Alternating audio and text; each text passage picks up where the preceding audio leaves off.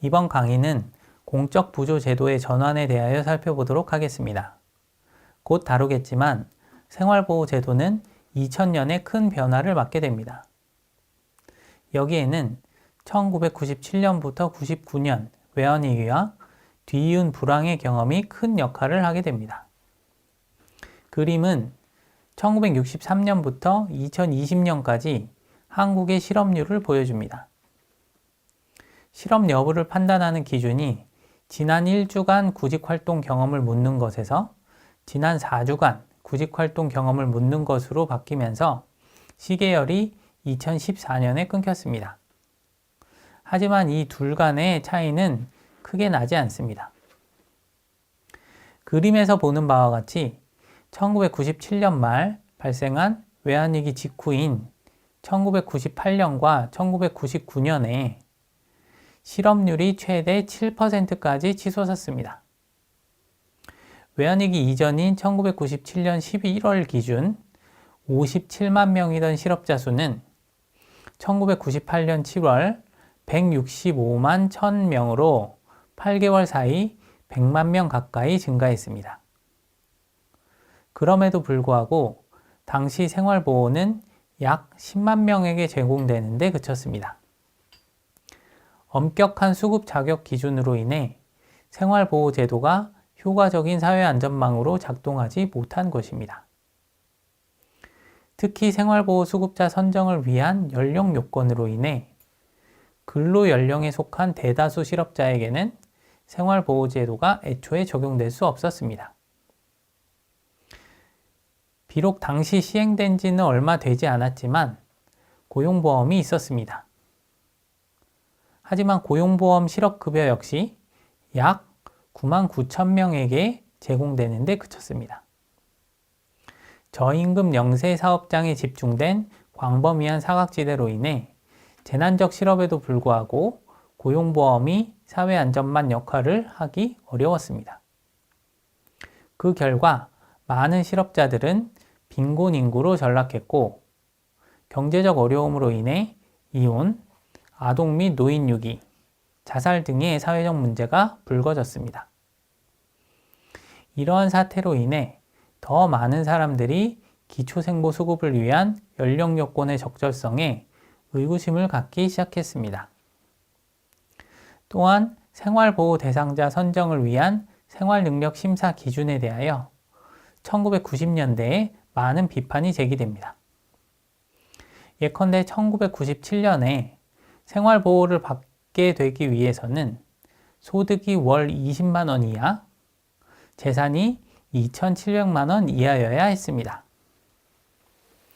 이 두 조건이 모두 만족되어야 하는데 이를테면 월 소득 20만 원, 재산 2,700만 원인 사람은 생활보호를 받을 수 있지만 월 소득 21만 원, 재산이 없는 사람은 생활보호 대상에서 탈락하게 됩니다.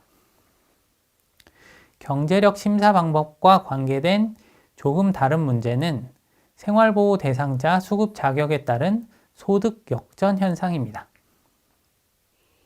생활보호제도 하에서 부양 의무자 요건, 연령 요건, 소득 요건, 재산 요건 등이 모두 만족될 경우에 정액급여가 지급됐습니다. 수급 대상자의 소득과 관계없이 일정액이 지급된 것입니다. 반면 이러한 요건들 중 하나라도 충족되지 못하면 아무 급여도 받을 수 없었습니다. 이 때문에 기초생보 수급 자격에 따라 총소득이 역전되는 일이 가능했습니다. 1996년에 소득과 재산에 따라 구간별로 정액급여를 지급하는 차등급여 체계가 도입되었지만 기초생보 수급권에 따른 소득 역전 가능성은 여전히 남았습니다. 이러한 배경하에 1999년 9월 국민기초생활보장법이 제정되어 2000년 10월부터 시행이 됩니다.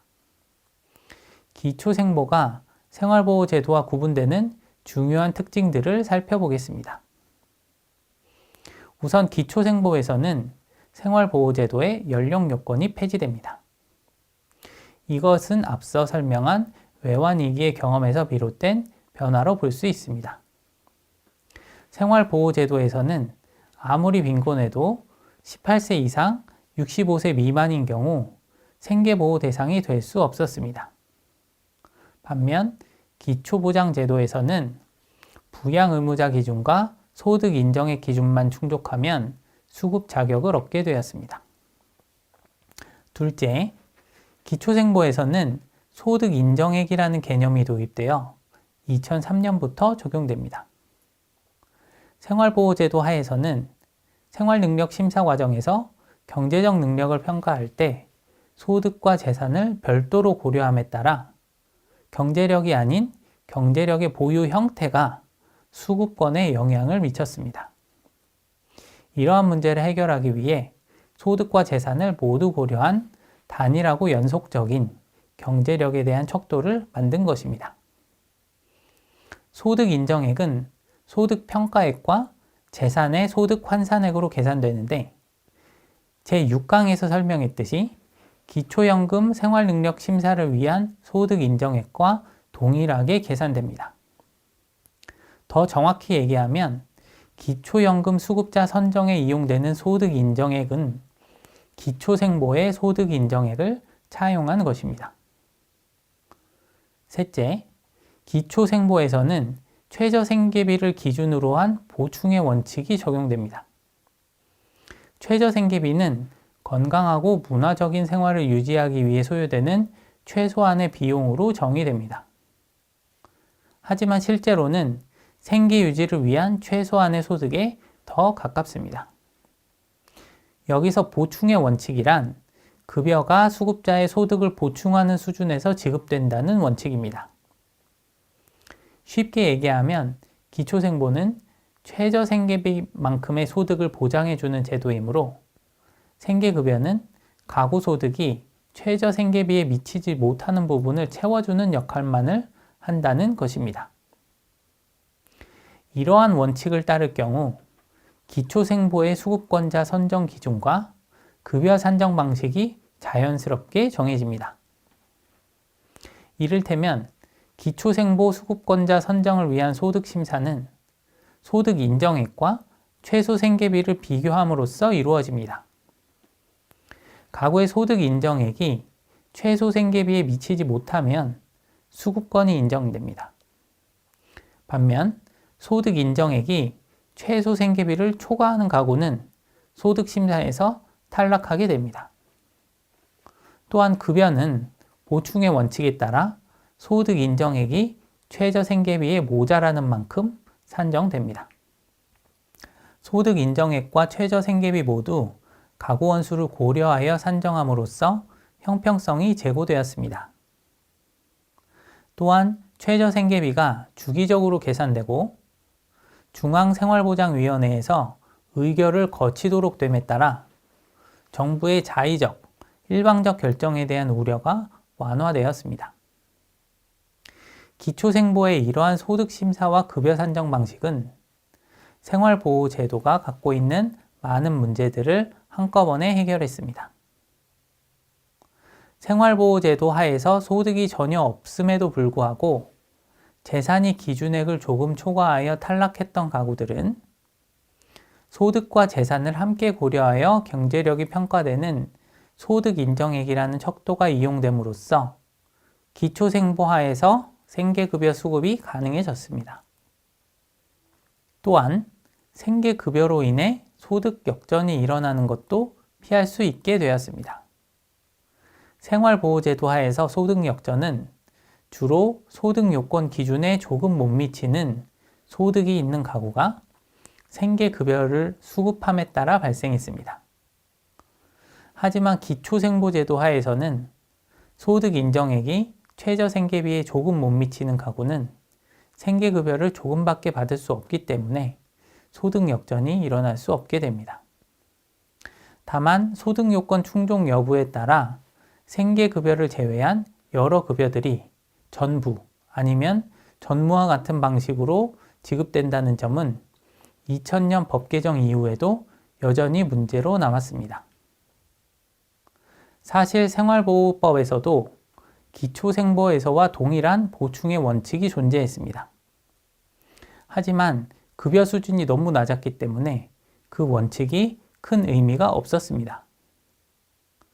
기초생활보장제도에서는 생활보호제도에서와 달리 생활능력심사 기준과 급여 산정 기준을 법에 명시하고 있다는 점에서 중요한 차이가 있습니다.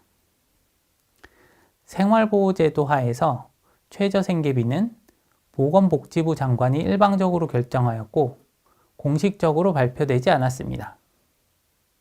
급여 수준도 구체적인 규정이 없었습니다. 반면 기초생보에서는 소득 인정액 산식이 존재하고 기초생계비가 매년 고시됩니다. 이러한 변화는 모두 기초생보에서 공공부조가 수급권으로 인정되었음을 의미합니다. 마지막으로 기초생보에서는 생활보호제도 하에서 지급되던 생활보호, 자활보호, 교육보호, 해산보호, 장제보호, 의료보호 등 6가지 급여제도에 더하여 주거급여와 긴급생계급여가 신설되었습니다. 주거급여는 주거 안정에 필요한 임차료 및 유지수선비를 지급하는 것입니다. 임차료 지원은 월세 임차료를 지급하거나 전세자금 등을 대여합니다. 임차료는 주택을 소유하지 않은 수급자가 타인의 주택을 유료로 임차하는 경우 지급됩니다. 반면 유지수선비는 주택 소유자의 주거환경 개선을 위해 지급됩니다. 긴급생계급여는 급여 실시 여부 결정 전에 긴급하게 생계급여를 지급해야 할 필요가 생겼을 때 지급되는 생계급여입니다. 근로능력이 있는 경우에는 자활에 필요한 사업에 참여할 것을 조건으로 하는 조건부 생계급여가 지급됩니다. 그림은 지난 20년간 기초생보 수급자 수 추이를 보여줍니다. 실선은 일반 수급자 수를, 점선은 시설 수급자까지 포함된 수급자 수를 나타냅니다. 국민기초생활보장 시행 전후 수급자 수에 큰 변화는 보이지 않습니다. 그림에 나타나지 않았지만 기초생보 시행 직전인 2000년 9월 생활보호 대상자는 152만 명이었으나 기초생보 시행 직후 약 149만 명으로 약간 감소했습니다. 하지만 이는 기존 생활보호제도 대상자 27만 명이 기초생보 대상에서 제외되고 신규 신청자 42만 명 중 24만 명이 새로 선정된 결과입니다. 생활능력 심사 방식이 합리화됨에 따라 약 25만 명이 수급권을 넘겨받은 셈입니다. 기초생보를 통해 보충의 원칙이 엄격히 적용됨에 따라 발생한 문제는 근로요인의 약화입니다. 근로소득이 증가한 만큼 정확히 생계급여가 감소하기 때문에 노동공급이 감소할 수 있었습니다. 이러한 문제를 부분적으로 완화하기 위해 근로소득에 대하여 공제를 적용하지만 공제액이 너무 낮아 큰 의미는 없었습니다. 자활의 경우 근로를 급여 제공의 조건으로 하는 방식이 시도되었지만 별다른 성과를 보지 못했습니다. 다음 강의에서는 기초생보의 발전에 대하여 살펴보도록 하겠습니다.